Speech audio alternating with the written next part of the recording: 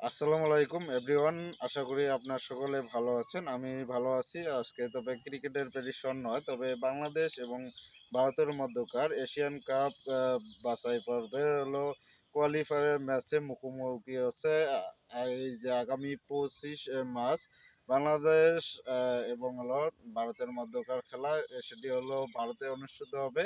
অনেকটা হলো ভারত এই এশিয়ান কাপ বাছাই পর্বে হলো তাদের হলো হাঁটু কাঁপছে বলা যায়।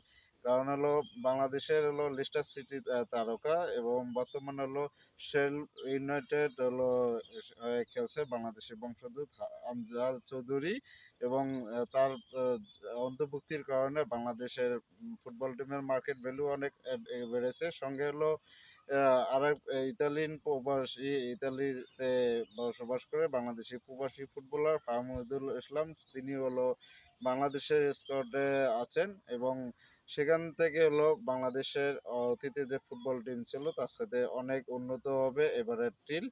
আর যদি ভারত এবং বাংলাদেশের ফুটবল টিমের হলো হেড টু হেড রেকর্ড দেখি, সেক্ষেত্রে হলো ভারত এবং বাংলাদেশ মোট তারা হলো ফুটবলে মুখোমুখি হয়েছে 9 বার। এর মধ্যে হলো ভারত হলো 4টি ম্যাচ জয়লাভ করেছে, বাংলাদেশ 5টি ম্যাচ ড্র করেছে। বাংলাদেশ হলো ভারতের বিপক্ষে মাত্র 7টি গোল করতে সমর্থ হয়েছে এবং ভারত ফুটবল টিম তারা হলো বাংলাদেশের বিপক্ষে 14টি গোল করেছে। যদিও বাংলাদেশ ভারতের বিপক্ষে কোনো ফুটবলে হলো জয় নাই, তবে হামজা দেওয়ান চৌধুরী ফেরা এবং ঈদুল ইসলাম হলো দলে যোগ দেওয়াতে অনেকটা হলো বাংলাদেশের ফুটবলের শক্তি অনেকটা হলো আহ মজবুত হবে, অনেকটা হলো ভারতের সাথে। সাম্প্রতিক লাস্ট যে 12টি ম্যাচ খেলেছে ভারত, তাদের হলো কোনো জয় নাই। বাংলাদেশের যদিও ফুটবলে হলো তাদের হলো এখনো জয় আছে। ভুটানের বিপক্ষে একটি জয়, একটি হলো ড্র এবং মালদ্বীপের বিপক্ষে হলো লাস্ট হলো বিশ্বকাপ বাছাই পর্বে তাদের হলো জয় আছে। সেক্ষেত্রে হলো তারা বাংলাদেশ ভালো মোটামুটি ফর্মে আছে। ভারতের আবহাওয়ার সঙ্গে মানিয়ে নেওয়ার জন্য বাংলাদেশ দল এখন হলো সৌদি আরবে অবস্থান করছে এবং সেখানে হলো কন্ডিশনিং ক্যাম্প করবে এবং হলো সুদানের বিপক্ষে হলো প্রস্তুতি ম্যাচ খেলবে। সঙ্গে হলো আরো দুই একটি এবং অথবা সৌদি আরবের একটি ক্লাবের সঙ্গে হলো প্রস্তুতি ম্যাচ খেলতে পারে বাংলাদেশ ফুটবল টিম।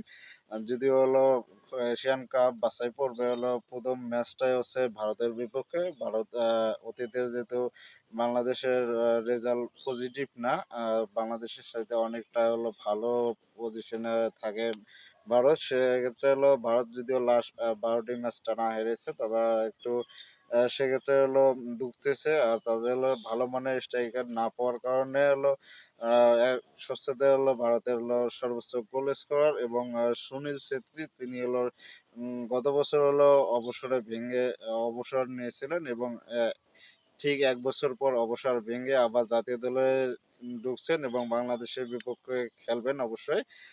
যদিও সুনীল ছেত্রী বাংলাদেশের বিপক্ষে খেলছে, অবশ্যই না খেললে হয়তো বাংলাদেশের জন্য একটা স্বস্তির খবরে থাকতো, কিন্তু সুনীল ছেত্রী ফেরাতে একটু দুশ্চিন্তাও রয়েছে। তবে প্রত্যাশা থাকবে এখন বাংলাদেশের ঘরোয়া লিগে ভালো পারফর্ম করা আলামিন এবং হলো আহ হামজা চৌধুরী এবং পাশাপাশি হলো কিছু পরিবর্তন আছে এবং হলো চূড়ান্ত স্কোয়াড এখনো যেহেতু ঘোষণা করা হয় নাই বাংলাদেশ ফুটবলার, তাদের সৌদি আরব থেকে কন্ডিশন ক্যাম্পের পরেই হলো বাংলাদেশের হলো চূড়ান্ত স্কোয়াড ঘোষণা করা হবে এবং সম্ভবত 20 অথবা 21 মার্চ হলো তারা হলো শিলংয়ের উদ্দেশ্যে রওনা দেবে এবং সেই ম্যাচটি খুবই গুরুত্বপূর্ণ। এশিয়ান কাপ বাছাই পর্বে হলো প্রথম ম্যাচ, সেই ম্যাচটি যদি বাংলাদেশ জয়লাভ করতে পারে, তুলনামূলক হলো বাংলাদেশের সাথে শক্তিশালী প্রতিপক্ষ হলো ভারত, আর তাদেরকে যদি হারাতে পারে তাহলে বাংলাদেশের এই এশিয়ান কাপ বাছাই পর্ব খুব ভালোভাবে যাবে।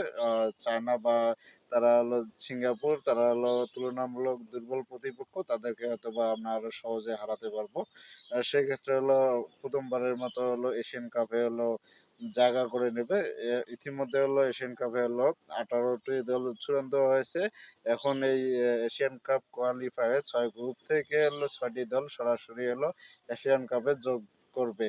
আর সে 2027 সালে এশিয়ান কাপের ম্যাচ অনুষ্ঠিত হবে। প্রত্যাশা থাকবে বাংলাদেশ ফুটবল টিম ভারতকে হারিয়ে এশিয়ান কাপে জায়গা করে নেওয়ার জন্য অনেক ধাপ এগিয়ে যাবে। ধন্যবাদ সবাইকে, ভালো থাকবেন, সুস্থ থাকবেন, আল্লাহ হাফেজ।